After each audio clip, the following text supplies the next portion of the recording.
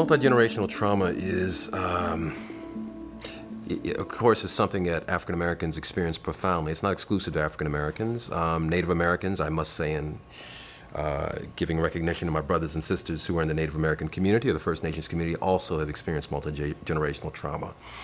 And there have been other groups. You're not just talking about psychological, right?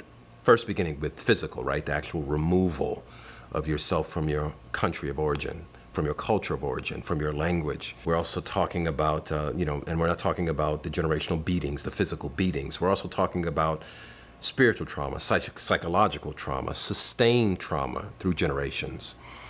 So those are the primary, the most visible offenses. The second offense, which is perhaps even more insidious, is the co-opting of the historical record and the institutionalization of lying as a way to justify evil behavior. One example, the economic state of the Black community. If you accept the popularized narrative, which far too often has become the accepted script, if you will, the accepted narrative told through American democracy, is that you all just don't either know how to handle money or you don't work hard enough. You all just need to work hard enough, do the right thing, keep your nose to the grindstone, and you'll be okay.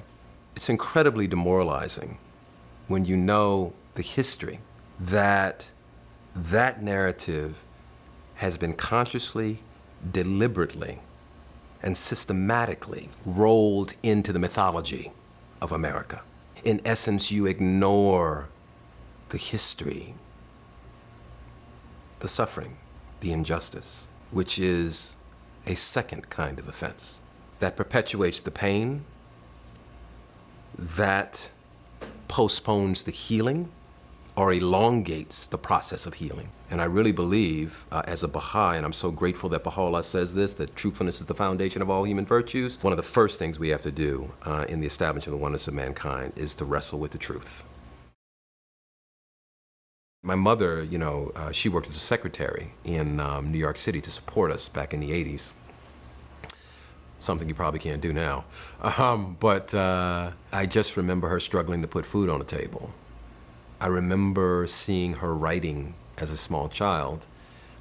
She was a writer, never published, but a writer. And it wasn't until I got a little bit older and I began to understand the impact of race on our society, on individual lives, and how people are impacted. I began to see her lack of opportunity and how that had impacted her own development, not only as an African American, but also as a woman.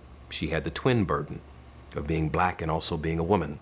I began to understand in a more sophisticated way how that legacy of racism, institutionalized, codified, played itself out in the economic viability of my own family, of my own life. I began to understand that the wealth of the nation was built on the backs, literally, of enslaved people who never benefited from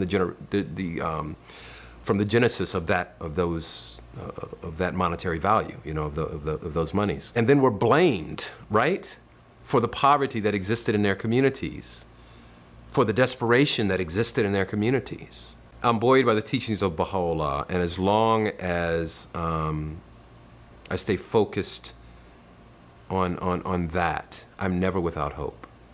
I'm never without a belief in the future. I'm never without a certainty in the destiny of humanity. At the same time, as I hold in balance with that, the realization that when I step outside my door, that I get nervous when I come up on a police officer if they ask me a question, that I'm conscious of how I move through spaces. I hold those two realities, the reality of my physical well-being, but an ultimate belief in the spiritual destiny of humanity and of America in particular. I hold those two realities in my being as I move through the world.